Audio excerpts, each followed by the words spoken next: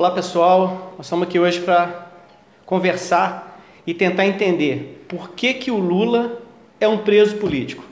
E aí, Alvo? Olha, Lula é um preso político porque ele é um inocente condenado injustamente, sem provas. Como todos os presos políticos antes dele, ele está condenado, acho que já está mais do que claro agora com essa última decisão do STF, por conta da sua liderança, por conta das qualidades do seu governo. Não tenho mais muita dúvida, e ninguém tem, acredito que ninguém mais tenha dúvida, de que, infelizmente, a justiça brasileira está sendo usada para fins políticos. Ou seja, o objetivo claramente é interferir no processo eleitoral agora que vai acontecer em outubro. O objetivo claramente é tentar impedir a candidatura do Lula, que não vão conseguir, porque é o PT que vai registrar a candidatura dele. Mas o objetivo é esse, de tentar impedir a candidatura do Lula e o principal para eles, que é impedir a vitória do Lula agora na eleição. E o mais engraçado, Álvaro, é o seguinte, que provas contra o Lula não existem, mas provas a favor do Lula, assim, é o que mais tem. Vou citar um exemplo claro. O MTST ocupou o triplex do Guarujá, faz poucos dias, alguns meses, poucos meses atrás. Eles ocuparam o triplex do Guarujá e todas aquelas reformas que no processo constavam que foram feitas, não houve reforma nenhuma. O triplex é um apartamento simples, é um triplex, 3 andares, de frente para o mar, na praia do Guarujá, que não é um... 3 andares de 70 e poucos metros quadrados. Como o Lula mesmo falou, é o triplex Minha Casa Minha Vida. Na praia do Guarujá, que não é uma praia, longe de ser uma praia glamurosa. Então é inacreditável como as coisas, a verdade está vindo à tona e a população já começa a perceber isso, né? Então você já vê, até pelas pesquisas agora, né? Apesar de toda essa perseguição ao Lula, ele continua líder absoluto em todas as pesquisas, inclusive nas pesquisas que são feitas justamente pelos golpistas, pelos institutos que apoiam os golpistas, que estão do lado dos golpistas, ou seja, nem mesmo eles conseguem esconder a liderança absoluta de Lula nesse processo eleitoral. Vide que até a própria direita, aqueles que são antipetistas, ficam sem reação diante das pesquisas, dizendo o seguinte: mas como é que ele vai ser presidente, como é que o Brasil vai ficar um presidente preso? Mas o presidente preso exatamente para poder não entrar na disputa. Quer dizer, a população já percebeu, todo mundo já percebeu isso, até mesmo a direita já percebeu isso. E é engraçado como a tática deles tem sido a de ocultar o Lula, silenciar o Lula.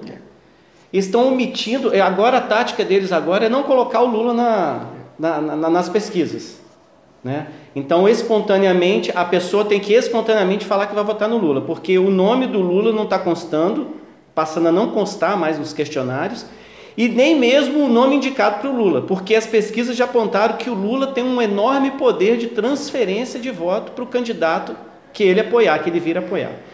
Nesse processo é Lula ou nada. Nós não temos uma segunda via, né? A questão que está sendo colocada no Brasil, o Lula está sendo perseguido, isso daí é um desenrolar do golpe que foi dado em 2016. Então, essas pessoas, esses golpistas, se tiverem esse trabalho todo, eles não gastaram, não tiveram esse trabalho todo para agora entregar de mão beijada a eleição para a esquerda, qualquer nome de esquerda, né? Então, daí a importância do Lula, porque ele é um nome que ele está além da dicotomia direita-esquerda. O Lula é uma personalidade que é adorada pelo brasileiro. Então, somente ele, com a força que ele tem, com o carisma que ele tem e com o apoio popular que ele tem, somente uma pessoa como ele, que são pessoas únicas na história de qualquer país, um país demora muito para forjar pessoas como Lula, então ele é a única pessoa que pode frear esse processo e colocar fim aos enormes retrocessos que nós estamos tendo hoje no Brasil. As pesquisas, pelo menos as que eu tive acesso, que saíram na imprensa, tanto Datafolha, vou nominar para ficar mais clara o que eu estou querendo dizer. Datafolha, que é do Grupo Folha de São Paulo, o Ibope, que é contratado pela Globo, a pesquisa dele, a pesquisa do CNT, contratada pela CNT, MDA, todas elas, na espontânea, o Lula tem mais do que o dobro, aliás, tem mais do que a soma dos outros candidatos, todos. Na estimulada, colocando o nome do Lula, ele tem mais do que o dobro do segundo colocado e está também, praticamente, dependendo da pesquisa, está com mais do que a soma dos outros candidatos, todos somados. Nas enquetes de segundo turno, é então que ele fica longe, deixa os outros na rabeira mesmo, bem de longe. Mas o problema é que esses mesmos institutos, eles, quando colocam um outro nome, para tentar enfraquecer, isso também é parte para tentar tirar a força do Lula. Quando tiram o nome do Lula das pesquisas, que eles também estão fazendo isso, que não deveriam, porque o PT já fez nacionalmente o lançamento da pré-candidatura dele, já anunciou nos estados, em Minas Gerais, na cidade, nós mesmos aqui na FAED já fizemos, e o lançamento da pré-candidatura do Lula é um fato, e ainda assim eles insistem em fazer essas enquetes sem o nome do Lula. Mas, detalhe, Marcelo, eles não falam qual é o candidato do Lula. E aquelas pesquisas em que mencionam, por exemplo, o Haddad, que está com 1, 2% nas pesquisas, quando não se... quando só fala o nome dele no lugar do nome do Lula, não aparece o nome do Lula, ele está com 1, 2%. Mas quando avisam o eleitor candidato, ele é o candidato apoiado pelo Lula, aquele é o candidato apoiado pelo Lula, instantaneamente, nessas mesmas pesquisas, o nome dele vai de 2%, de 1%, de 2%, vai para 8%. Ou às vezes passa a ser o segundo lugar, ou passa a ser o terceiro.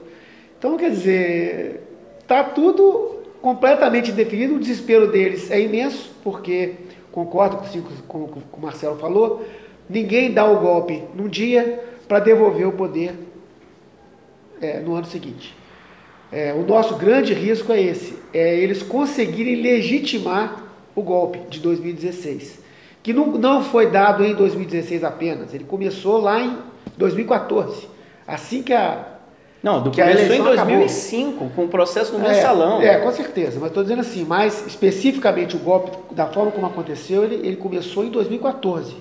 A Dilma ganhou a reeleição no domingo, na segunda-feira começou a ser derrotada por esses golpistas que já tinham o comando do Congresso Nacional, e veio janeiro de 2015, eles tomaram posse, os novos eleitos, é o pior Congresso da nossa história, claramente, você vê o que eles estão votando agora na surdina, aproveitando a Copa do Mundo, já estão entregando pré-sal, estão votando agora a Eletrobras, a privatização da Eletrobras, de forma atabalhoada, acabaram de entregar a Embraer, de forma atabalhoada, apressada, sem discussão, antidemocrática, é absolutamente legal. Estão se aproveitando de uma maioria eventual que eles têm no Congresso e do apoio dessa mídia tenebrosa que a gente tem, nessa mídia sofrível, e estão fazendo liquidação completa do Brasil.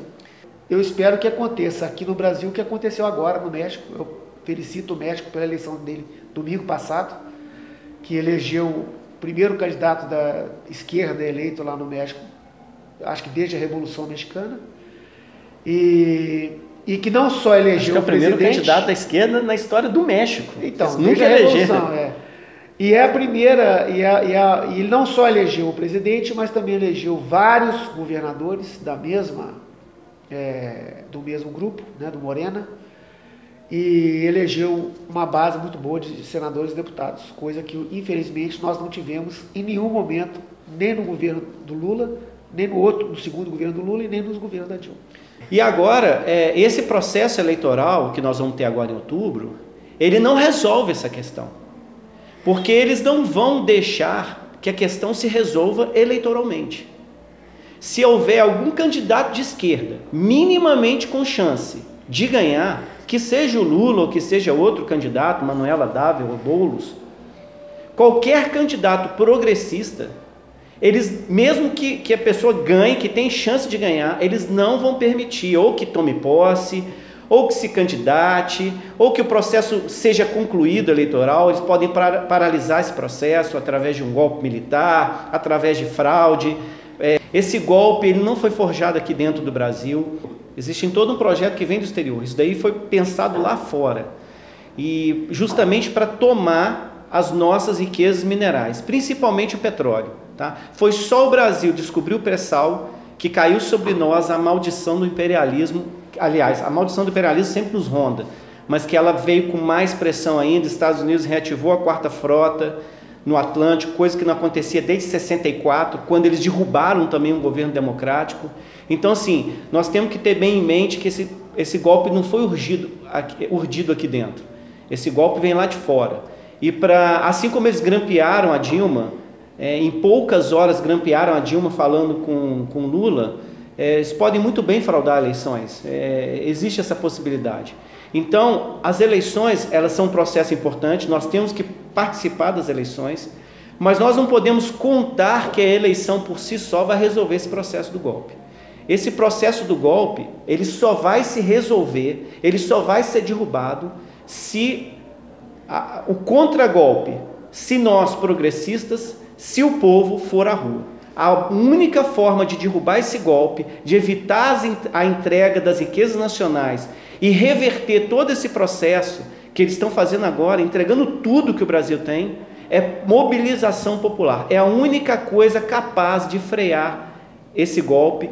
Mobilização popular é a única coisa capaz de garantir que o Lula concorra e vença essas eleições. E mobilização popular é a única coisa que nós podemos fazer para devolver o Brasil aos brasileiros. O Celso Amorim, diplomata, que foi ministro nos governos do PT, ele tem um conceito, Marcelo, que eu acho que aplica muito bem ao que acontece hoje no Brasil e no mundo, que é o que ele chama de Estado profundo. O Estado profundo nos Estados Unidos é que tem promovido toda essa instabilidade no mundo inteiro. No mundo inteiro. Onde tem petróleo, você vê que esse tipo de coisa acontecendo. Isso eu acho que ele tem razão. Não é o governo americano apenas, ou às vezes o governo americano nem participa diretamente. É esse Estado profundo. É um conjunto de corporações transnacionais imensas, grupos econômicos que dominam a economia mundial. Né? A gente tem que perceber que as grandes corporações e o sistema financeiro mundial, eles já sequestraram as democracias no mundo todo, inclusive nos Estados Unidos. Né? Então, quando nós falamos governo americano... É o que eu estava dizendo, é exatamente isso. Inclusive o próprio governo americano é também vítima desse Estado profundo. A própria população americana, a própria democracia americana. A democracia americana falam bem dela, mas se você for olhar, não é a primeira vez que, só para se ter uma ideia, o voto lá é indireto, e não é a primeira vez que quem está eleito presidente da República não foi quem teve mais votos. Então agora aconteceu com o Trump, que foi eleito, se fosse o voto direto, como é nas democracias desenvolvidas no mundo inteiro, nas demais democracias desenvolvidas, o Trump nunca teria sido eleito. E antes dele já tinha acontecido isso com George Bush. Então, a democracia deles não é exemplo para nada. Agora, a diferença... Inclusive, eles também sofrem, porque você pega, por exemplo, a eleição do Obama, o Obama tinha possibilidade de ser como o López Obrador agora no México. Ele teve a oportunidade de ser o Lula dos Estados Unidos. Agora você imagina um Lula governando a maior e mais forte economia e potência mundial. Potência bélica. Militar, econômica e geopolítica. Agora, um questionamento interessante é o seguinte: se a democracia foi sequestrada lá fora e aqui no Brasil, qual que é a diferença? A diferença é que lá eles são um país imperialista. E aqui a nossa democracia está sendo sequestrada para ser vendido o país. Lá a democracia foi sequestrada, mas eles estão comprando os países. Então, é uma diferença imensa, porque nós somos um país periférico e eles são um país central. Mas voltando ao caso do Lula, Álvaro, nós podemos elencar uma série de irregularidades aí no processo do Lula. A velocidade com que ele foi julgado, a não apresentação de provas. Até hoje não apresentaram a escritura do triplex em nome do Lula. Não apresentaram, não vão apresentar. E não vão apresentar. Não é relevante para eles a escritura, porque sabem que nunca foi do Lula. Inclusive um apartamento... Essa não é a questão. A questão é que tudo o que for, o que eles chamam de chicana jurídica, todas as chicanas jurídicas que poderiam ser usadas contra o Lula estão sendo usadas, e só contra o Lula. Então você pega essa última agora do Fachin, com o processo do Lula, que estava na segunda turma, que é a turma, desde o início das investigações da Lava Jato no STF, estão nessa segunda turma, e como eles perceberam que a tendência dessa segunda turma seria a libertação do Lula, no dia 26, no dia 22 ele tira o processo, arquiva o processo, depois, óbvio que a defesa não ia aceitar, entra com um novo pedido, ele manobra, ao invés de mandar de novo para a segunda turma, não, mandou para o plenário. Quer dizer, não, e sem contar que o próprio TRF4, que foi tão rápido para julgar o recurso, depois sentou em cima do processo para evitar que esse processo fosse para o Supremo. Aí a defesa do Lula entrou com recurso na segunda turma. E o que aconteceu? O TRF4 imediatamente liberou o processo. Ou seja, assim, eles aceleram ou retardam o processo de uma forma que estão tentando nitidamente inviabilizar a participação do Lula nas próximas eleições. Essa é a grande... E o pior, Marcelo, quando eles fazem isso, eles não estão atacando o Lula somente. Claro. Eles estão atacando diretamente a nossa democracia. Eles estão atacando o próprio Poder Judiciário. Virou piada no mundo inteiro, virou motivo de chacota para o mundo inteiro. Em 2 anos conseguiram transformar o Brasil no Paraguai, no que fizeram com o Paraguai, no que estão fazendo agora com a Nicarágua, no que estão fazendo com o Equador. Olha o que está acontecendo com o Equador. Mesma coisa. Usando exatamente as mesmas técnicas para quê? Para perseguir determinados políticos, exatamente aqueles que mais fizeram pelo seu povo. Então, o uso político da justiça é uma das características claríssimas de qualquer Estado autoritário, de qualquer ditadura. E mais uma vez a gente bate nessa tecla. A única coisa capaz de reverter isso é a mobilização popular. Eu acho que não só isso, é a mobilização popular e a eleição do Lula. Porque sem a eleição do Lula, ninguém mais tem condições de trazer o país de volta para uma normalidade democrática. O único capaz de fazer isso é o Lula. E não só o Lula, né? Por isso que é importante sempre ressaltar. É o Lula e com a população mobilizada, elegendo políticos uma base forte para que ele possa reconquistar tudo isso que eles estão entregando, porque vai ter que fazer, ele vai ter que fazer referendo revogatório, vai ter que invalidar o que estão entregando agora, vai ter que refazer a lei do pré-sal, por exemplo, vai ter que retomar o controle dessas empresas estatais, das riquezas nacionais do nosso pré-sal. Porque isso não é de um Estado, de um governo ou de outro governo, isso é do Estado, é do povo brasileiro, não pode ser feito dessa forma. Então, assim... Inclusive... Tem decisões agora, também saiu uma decisão agora, por exemplo, do Lewandowski, do STF, obrigando que o Estado tenha no mínimo, o governo tenha no mínimo a autorização do Congresso para que se faça privatização, porque é o que estão fazendo, sem sequer a autorização do Congresso Nacional. E estão vendendo de forma completamente duvidosa, para dizer o mínimo, o patrimônio que é do povo brasileiro.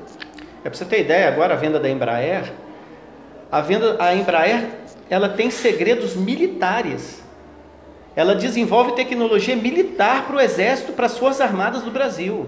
O processo do Gripen, que é o caça sueco, ele foi proposto transferência de tecnologia para a Embraer. Agora que a Embraer foi comprada pela Boeing, que entrou na concorrência contra a Gripen, não é a Gripen é o jato, mas contra o fabricante da Gripen, que é Saab, um negócio assim. Sabe. Como é que vai ficar esse processo agora do Gripen? Né? Os suecos vão destratar, porque eles não vão querer entregar a tecnologia dele para a Boeing, que é uma concorrente deles. Essa nunca foi a preocupação deles. A democracia para essa pessoal aí é um estorvo. Eles não querem saber de democracia, não querem saber de povo, eles querem saber só de dinheiro. Entregaram a base de Alcântara, Não, que é vamos falar do submarino nuclear. Marcelo. Exato, é isso que eu ia falar. A Odebrecht, ela detinha o projeto do submarino nuclear. Não, a Marinha do Brasil... Sim, mas em parceria com a Odebrecht. Então, mas eu estou dizendo o seguinte, seria uma realidade, já estava desenvolvido o processo. Paralisaram completamente. Prenderam um dos maiores generais lá que eram os responsáveis. E um dos cientistas mais brilhantes nessa parte de tecnologia nuclear, que estava desenvolvendo um processo de centrífuga nuclear, que isso é segredo de Estado. E foi tudo paralisado. Sabe-se lá se esses segredos de Estado já não foram repassados para os Estados Unidos, eles já não têm, já não tiveram acesso a isso que dizem, né, porque era um segredo, que era uma tecnologia revolucionária, né, da centrífuga para o submarino nuclear, tecnologia brasileira. Percebe-se que é uma tecnologia de altíssima qualidade, de altíssimo nível, que o Brasil seria o 4º país no mundo a ter tecnologia para ter um submarino nuclear. Submarino nuclear para proteger o quê? O pré-sal. Porque o pré-sal... Entre outras coisas, exatamente por conta disso. Porque o pré-sal está numa área do nosso litoral que, inclusive, os Estados Unidos contesta a propriedade do Brasil nesse mar territorial. E ativou a 4ª frota, que é a frota do Atlântico Sul, justamente para patrulhar o nosso pré-sal. Então, exatamente, imagina, descobrimos o pré-sal. Imagina um submarino nuclear ali embaixo, com a 4ª frota lá em cima, um submarino nuclear nosso, que não precisa submergir para pegar ar e nem para recarregar a bateria, porque o submarino nuclear ele pode ficar o ano inteiro, ad eterno. O único problema do submarino nuclear é a alimentação da tripulação, porque do ponto de vista energético ele pode ficar no mar ad eterno, funcionando até quebrar. Porque o núcleo atômico funcionando, ele tem energia para produzir, igual uma usina nuclear. Então esse golpe, gente, ele é um golpe do qual participaram e participam o judiciário, a imprensa, setores da Polícia Federal, setores do Ministério Público. Então nós precisamos acabar com essa ilusão de que institucionalmente, apenas pelas vias institucionais, nós vamos resolver. Isso está claro, nós não vamos resolver. Porque o próprio comportamento do Supremo, durante esse golpe, tem sido esquizofrênico. Você vê, o Lewandowski, que você acabou de citar, ele deu uma decisão louvável agora, que foi de paralisar o processo de privatização das estatais sem aprovação do Congresso, mas ao mesmo tempo, ele foi o cara que presidiu aquele processo vexatório, ridículo do impeachment da Dilma, e no final ele mesmo reconheceu numa palestra que aquilo foi um tropeço na democracia. Ele presidiu aquela farsa toda como juiz do Supremo, presidindo lá no Senado, e o que ele fez? Né? Então você vê posições de ministro do Supremo. Eu não vou falar do Alexandre Moraes, que foi nomeado pelos governos golpistas, dele eu não espero nada. Não vou falar nada do Gilmar Mendes, que tem tomado decisões que tem até beneficiado a Constituição, beneficiado não, tem sido... respeitado a Constituição.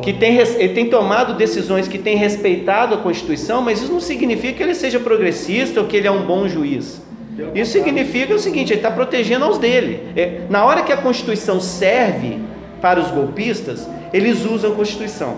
Na hora que a Constituição não serve para os golpistas, eles pisam na Constituição. É isso que o Supremo está deixando muito claro. É isso que a Operação Lava Jato, que fica aí louvando, que conquistou não sei quantos milhões de repatriação de dinheiro que foi desviado e conquistou. O que a Operação Lava Jato gerou de desemprego, de desmonte da indústria nacional. Hoje o Brasil está, em termos de industrialização, está voltando a patamares da década de 80. Muito antes disso. Sabe? Até muito antes disso. Então, proporcionalmente muito antes, mas...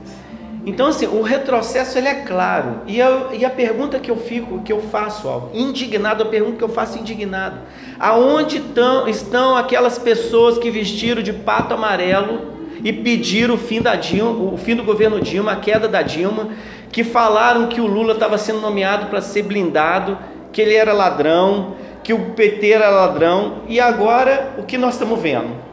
desemprego voltando, a economia ridícula, crescimento da economia praticamente inexiste, a nossa indústria sendo sucateada, as nossas riquezas sendo vendidas, as pessoas trocando um emprego de carteira assinada, voltando a fazer bico, ou então voltando para o desemprego. Pessoas estão voltando, fila de... Marcelo, esse fila pessoal todo, eles estão pagando o pato. Infelizmente, junto com o resto da população brasileira. Aí que é o problema, porque eles até mereciam, mas o resto da população brasileira não merecia. E não só no Brasil, porque eles vão se refugiar na Europa, passam vergonha lá fora. Vão querer mudar para os Estados Unidos, estão sendo barrados na porta. O Trump está metendo o pé na bunda deles. Então, ou seja, mas é engraçado que essa gente, eles preferem ir para os Estados Unidos para ser um cidadão de segunda classe nos Estados Unidos, do que fazer o Brasil um país justo, um país moderno, um país desenvolvido, e ser um cidadão de primeira classe aqui. Assim. Eles nunca se preocuparam com justiça, nunca se preocuparam com cidadania. O problema deles é que o outro está crescendo, está se melhorando de vida, está tendo condições de fazer faculdade, de ter um emprego melhor remunerado. Então, esse é que era o problema dele, é o ódio.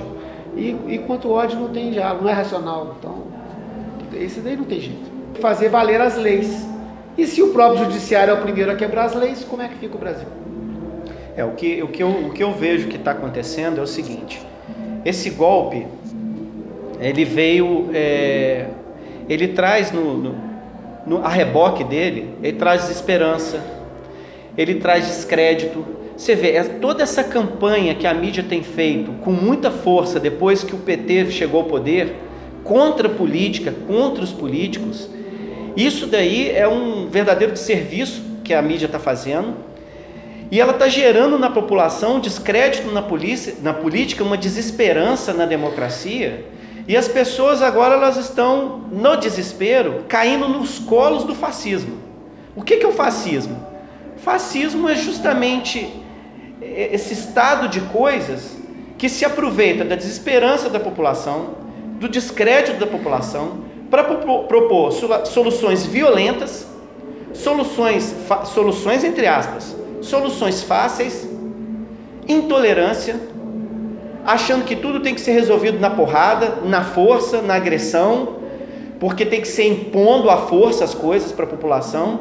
Então eu vejo, Álvaro, que o fascismo ele se volta inclusive contra aqueles que o apoiam. Então você vê hoje muitos golpistas que estão sendo vítimas, políticos golpistas, inclusive, que estão sendo vítimas do próprio fascismo que eles alimentaram. E nós estamos correndo um risco agora de uma pessoa completamente desqualificada, um fascista notório, chegar à presidência da República, porque eu não duvido nada que essa elite, essa mesma elite que foi bater panela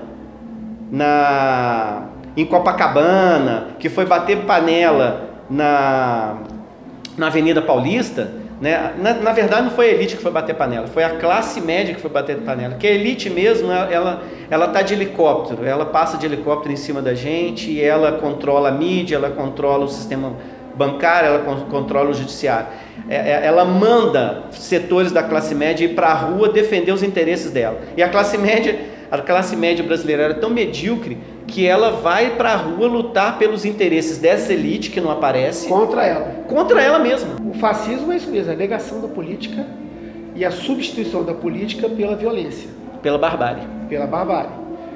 É a ditadura, é o Estado autoritário, é o Estado policial.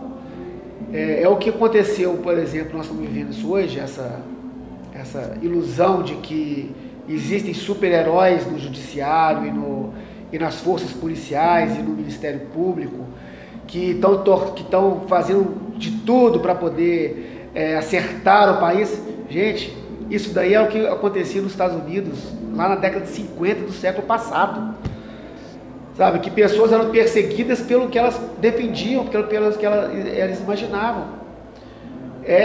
Lá foi chamado de macartismo, por causa de um dos seus grandes perseguidores lá, os inquisidores da época deles, que era o senador Joseph McCarthy. E terminou como vai terminar aqui também. eles completamente desmoralizados. É só você ver o nível da argumentação de todos eles. Olha o nível da acusação contra o Lula, por exemplo. Olha o nível da argumentação para a condenação do Lula.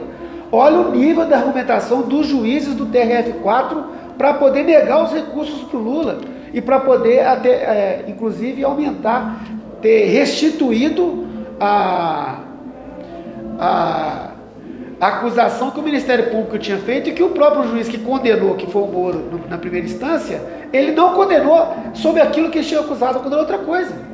E aí, quando o TRF4 percebeu o erro grotesco, juridicamente falando, dessa decisão do Moro, ele foi lá e falou assim, não, é o que o Ministério Público está falando, porque o juiz tinha dado uma decisão fora extra petita, que chama, fora do que tinha sido pedido.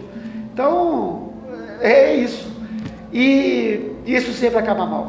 Não existe experiência fascista no mundo que tenha dado em algo positivo.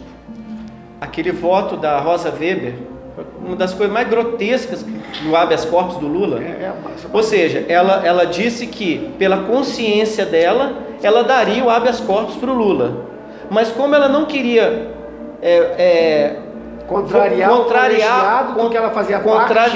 contrariar uma suposta maioria, ela ia votar junto com a maioria, sendo que a maioria só foi maioria porque ela votou com a maioria, porque se ela não votasse com a maioria, o Lula teria conseguido o habeas corpus.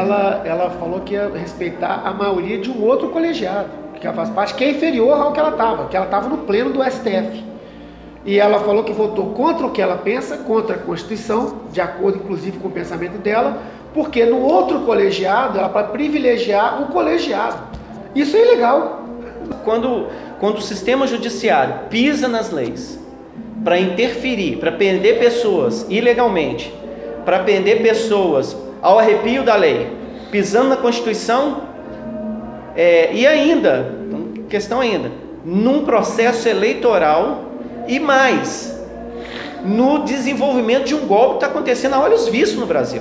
Então essa interferência no judiciário, nas questões políticas, é inadmissível e coloca o judiciário como um instrumento, uma ferramenta à disposição do golpe. Então, o que nós temos que deixar muito claro para a população é a gravidade desse momento que o Brasil está vivendo. É muito grave isso. Nós podemos condenar o Brasil aí há décadas, há gerações de atraso, a geração de brasileiros vivendo na pobreza, porque nós estamos entregando as nossas riquezas, o controle, a soberania do nosso país nas mãos de interesses estrangeiros, sendo que a elite brasileira que está patrocinando esse golpe aqui dentro do nosso país, eles estão sendo muito bem pagos. Eles sim vão para os Estados Unidos com visto, com permissão, com tudo, para a Europa, vão viver muito bem, 50 gerações eles vão viver bem. Mas continuam tirando sapato. Eles são tudo, mas vão continuar mesmo sendo a elite 1% do brasileiro, é tudo capacho. E adora ser capacho desses interesses externos aí. E eu fico pensando, Álvaro, o Brasil, com o tamanho que ele tem, continental, um tamanho continental, com as riquezas que a gente tem, já era, se nós tivéssemos, isso eu estou falando, nem estou falando como socialista não, vamos falando do ponto de vista capitalista, se nós tivéssemos uma elite competente, uma elite realmente nacionalista, uma elite que preocupasse com o Brasil e que tivesse ambição, ela mesma ambição, nós teríamos condição de botar no sapato aí mais muita gente, muitos países. Na época do Lula nós chegamos quase a ser a quinta economia, nós chegamos à sexta economia e disputando foi por questão de algumas centenas de milhões de dólares.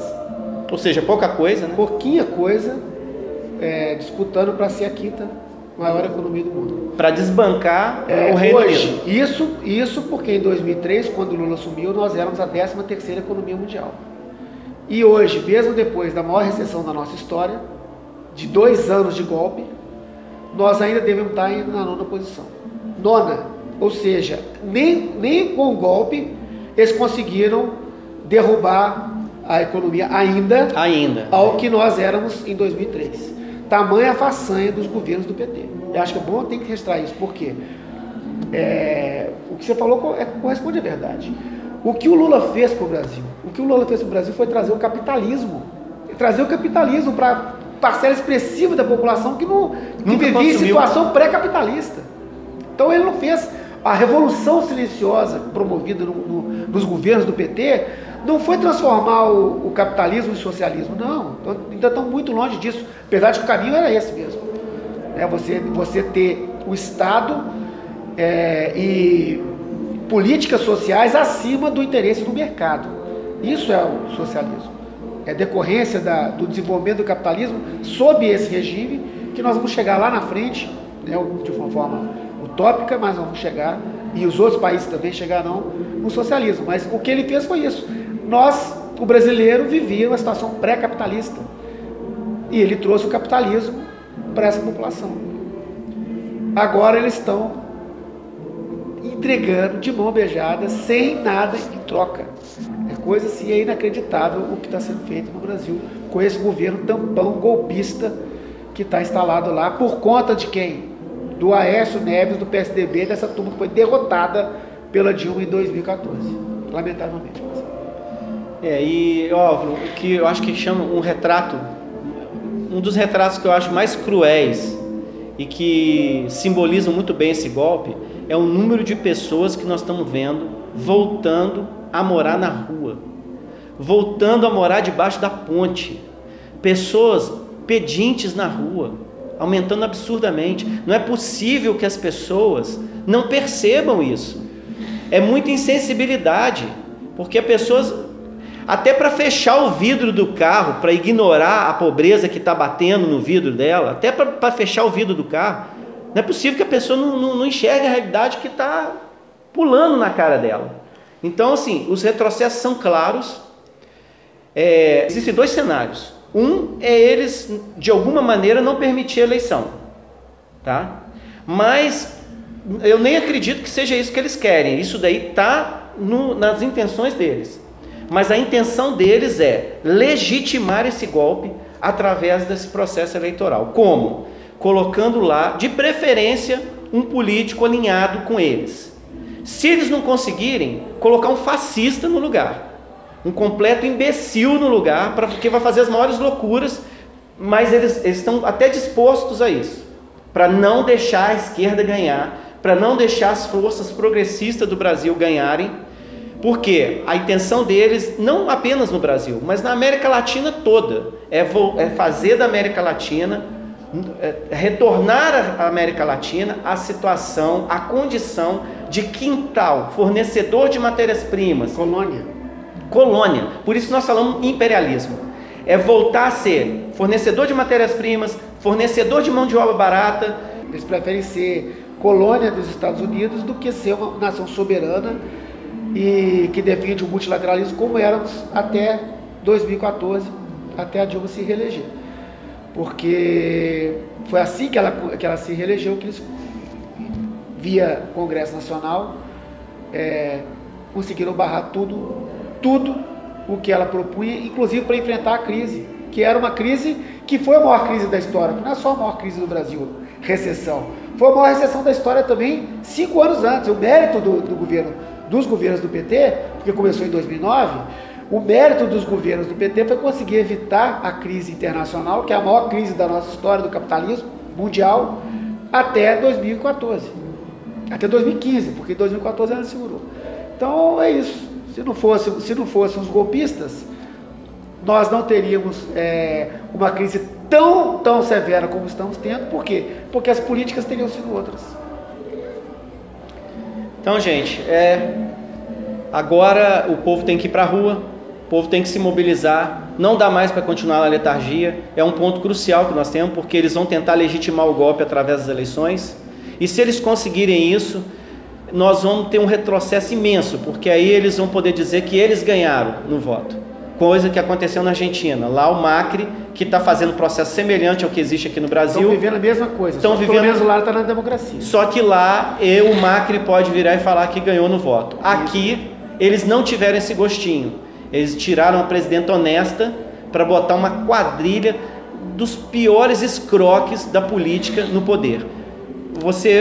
Eu fico impressionado, Álvaro, é o seguinte, que você olhando o governo a Temer... é colocar o PSDB e o DEM, essa turma toda junto com o PMDB. Não, e o governo que está hoje, todas as pessoas que foram derrotadas na eleição fazem parte do governo. Todas as pessoas derrotadas e todas as pessoas que a Dilma permitia que se investigasse, que a Dilma permitia que se tivesse escândalo contra ele, ela tirava do governo, se eventualmente fosse do governo, porque o PMDB era partido, estava junto com a coligação do PT. Então, quer dizer, ela permitia que a justiça fosse feita. Tanto é que os governos do PT equiparam as polícias federais, equiparam os ministérios públicos, deram autonomia para eles, deram autonomia e equipamento e investimento no judiciário em geral. E o que eles escolheram, infelizmente, desses poderes antidemocráticos, porque são os poderes que não respeitam, que não derivam do voto popular, da democracia, e os que estão fazendo isso agora. Que a população saiba, que eles saibam, porque isso daí é informação pública, você pode procurar na internet, você vai ver no YouTube. Essa política do Temer é a política do PSDB, é a política do Aécio, é a política do Serra, é a política do Alckmin, que está aí agora, que eles estão desesperados porque não conseguem, até o momento não conseguiram validar o nome dele, ou como é que seria o termo? Viabilizar o nome dele, que é o nome que eles gostariam que fosse o sucessor do golpe, né? Então, por isso que nós temos como única esperança para a democracia brasileira, para o bem-estar do povo brasileiro, elegermos Lula presidente agora em outubro. E não só eleger o Lula, uma base junto uma bancada forte, uma bancada forte de políticos progressistas, políticos de esquerdas, políticos alinhados com a posição de um Brasil soberano, porque o que nós estamos correndo risco hoje é nós vivermos no Brasil, num país onde nós sejamos cidadãos de segunda classe. Um país que não seja soberano, ele tem cidadãos de segunda classe. É isso que vai acontecer. A partir do momento que eles levarem todas as formas que nós temos de financiar o nosso desenvolvimento, nós vamos virar um quintal. Ou seja, a América Latina corre o risco de... cidadão brasileiro mesmo. América Latina corre o risco de virar uma África, né? Dizendo isso, virar uma África. Né? Uma série de países inviabilizados, com elites extremamente corruptas, governando políticas ditatoriais, e a população vivendo na extrema, muito abaixo da linha da pobreza.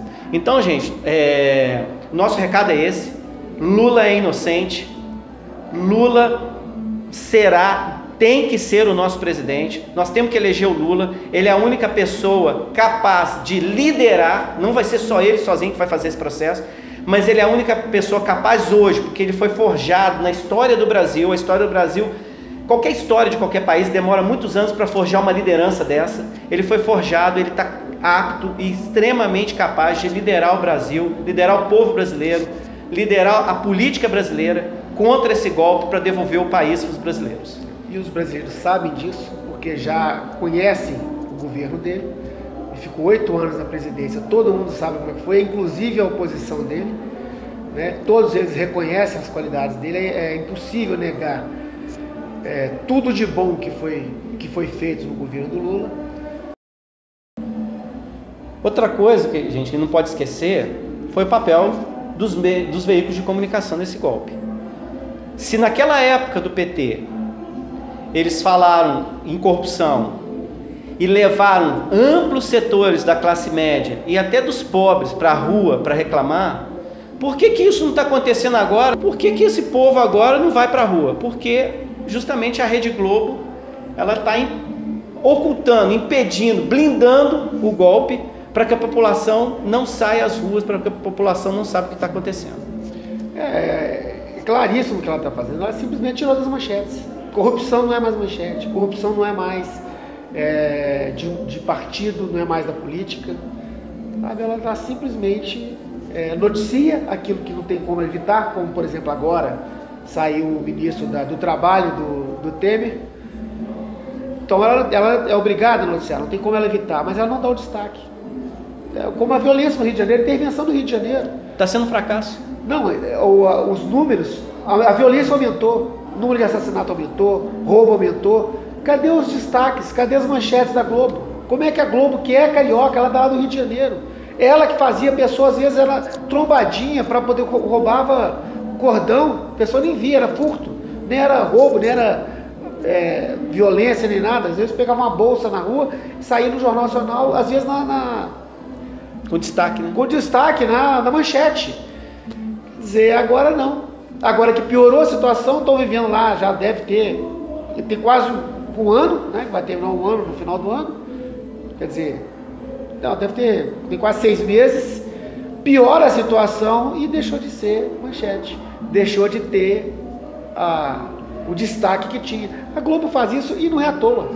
Isso é o trabalho que ela tem feito para poder disseminar o ódio na sociedade brasileira, para poder passar os valores políticos dela, que são antidemocracia, antidemocráticos, são anti-Estado, são contra o Estado porque eles são a favor dessa ideia que não deu certo em lugar nenhum do mundo, mas dessa ideia de que o mercado regula. E nós já sabemos, aqui no Brasil, nós já temos experiência de que o mercado não regula. Liberaram o preço do gás de cozinha, do petróleo, do combustível, né, do álcool, da gasolina. Olha o que aconteceu. Em 2 anos, o que fizeram? Duplicou o preço do gás de cozinha, por exemplo, que na época do PT não se fez isso em 12 anos. Quer dizer, é inacreditável. E a população não sabe, só que não tem o destaque na Rede Globo, que é aquela que faz o destaque de todas as outras. Lamentavelmente, o oligopólio é tão grande, a força dela é tão grande, e é na televisão, no rádio, na revista, na internet, em todos os setores, no jornal. Então, ou seja, ela monopoliza de forma tão grande que deixa todo mundo refém do ponto de vista delas. Completamente refém. Quer dizer, a opinião pública não é a opinião pública, é a opinião publicada e a opinião da Globo, que é pior ainda. Né? Uma parcela ínfima da população brasileira, né, de bilionários corruptos, porque viveram e cresceram à sombra da ditadura, puxando o saco dos ditadores, e agora usa do seu poder para patrocinar a manutenção desse estado de exceção que nós estamos vivendo. E é engraçado, ó, o seguinte, que não acharam malas de dinheiro com Lula, no apartamento do Lula, não acharam contas na Suíça em nome do Lula, não acharam contas do Lula em paraísos fiscais, não acharam helicóptero com cocaína que seja do Lula. Ou seja, assim, provas gritantes foram encontradas contra políticos golpistas, políticos que deram um golpe no Brasil. E não é dado a mesma manchete. Agora, as mentiras que falam sobre o Lula, isso daí é manchete toda hora. Toda hora eles querem falar do Lula sem conseguir provar nada. Sendo que o Lula não tem gravação falando que vai mandar matar ninguém. O Lula não tem gravação falando que tem que juntar judiciário com tudo para beneficiar a ele ou aos aliados dele, para destruir os seus adversários. Não tem gravação do Lula nenhuma falando disso. E quando foi interessante para a grande mídia levar o povo às ruas enganando e manipulando, ela fez. Agora que não é interessante, porque esse governo, por pior que seja, é ótimo para eles, pior que seja para o povo, é ótimo para eles, agora simplesmente a corrupção saiu da pauta do noticiário. Né? Eles falam de corrupção, mas aquela coisa genérica, só para constar. Contra a política em geral. Contra a política em geral, porque além do PT, além do Lula, além da Dilma, eles são contra a política, eles são contra os movimentos sociais. Por isso que esse pessoal, eles perseguem MST, eles perseguem pequenos agricultores, sindicatos, perseguem sem teto, perseguem os desempregados, eles perseguem os oprimidos. Por quê? O sonho desse pessoal é um Brasil que funcione para meia dúzia e que a maioria fique passando fome. Eles não estão nem aí. Em 500 anos o Brasil não conseguiu dar dignidade para a população. No pouco tempo que o PT esteve no poder, que nós tivemos um gostinho de capitalismo, um gostinho de poder consumir, de poder comprar uma geladeira nova, pessoas que as gerações nunca tinham, de estudar, né, em boas condições. De viajar para a praia, de comprar um pacote, chegar na agência de viagens e comprar um pacote. Isso é um sonho inalcançável para a maior parte da população brasileira. E nós começamos a conquistar isso daí. A política não é nossa inimiga. A política, quando ela é feita com coerência, com responsabilidade, com conhecimento, ela é uma aliada do povo. Com projeto. Né? E o que eles querem é justamente destruir a política. Por quê? Destruindo a política, eles conseguem, enganando o povo, ou que o povo não vá votar, ou que o povo vote naqueles candidatos que eles blindam, naqueles candidatos que eles mantêm fora do noticiário, para na hora que é na eleição, esses candidatos posem como livres de qualquer denúncia, nunca foram processados, são limpos, são ficha limpa. Por quê? Não porque seja de fato, mas porque hoje no Brasil é isso. Criou-se uma realidade que, se a coisa não é noticiada, ela não existe. Então, se a corrupção não é noticiada, é como se a corrupção não existisse. E se a mentira é noticiada, ela vira verdade. Então, nós temos que acabar com isso. Uma das questões que nós temos que resolver no Brasil é acabar com o monopólio e o oligopólio nos meios de comunicação. Nós precisamos ter mais jornais, mais televisões comunitárias. Por isso, Marcelo, que é importante que a gente vote no Lula nessa próxima eleição, porque para a democratização da mídia, só o Lula é o único. Por quê? Por que ele está preso? Porque todo esse oligopólio não conseguiu achar nada disso que você falou. Não acharam. Por isso que ele está preso, porque isso dá para ele uma força muito grande em relação a qualquer eleição. O povo sabe disso. O povo sabe que ele está preso sem nenhuma dessas provas todas que você falou dos outros. Então, está muito claro. Por isso é que eles não querem de forma alguma que o Lula dispute a eleição. Fingem que o Lula não é candidato porque ele está preso. A prisão dele não impediu em nada a candidatura. Quem vai propor a candidatura do Lula no dia 15 de agosto é o Partido dos Trabalhadores. E a partir daí é que eles vão poder querer impugnar a candidatura do Lula. Só que aí vem a campanha. E na campanha a população toda vai estar vendo o que está acontecendo e vai estar tendo a possibilidade de ouvir o lado do Lula. Isso daí, Álvaro, se eles não pisarem mais ainda na Constituição, se eles não pisarem mais ainda na legislação eleitoral, vamos esperar para ver. Porque vai ter que esperar. Tem que esperar para ver, não tem jeito. Nós não temos como atropelar a história, né, o tempo. Isso vão ter que esperar o tempo para poder dizer. Mas sem o Lula, eu te garanto que nós não temos mecanismo, ferramentas, apoio para tentar qualquer outra coisa. E com o Lula, vai no mínimo deixar mais difícil para essa turma toda de golpista a continuar mantendo esse estado de coisas. Então, gente, é isso aí. É Lula livre, Lula presidente. E vamos junto até outubro, mobilização, povo na rua para derrubar o golpe. Um grande abraço. Lula livre. Lula livre.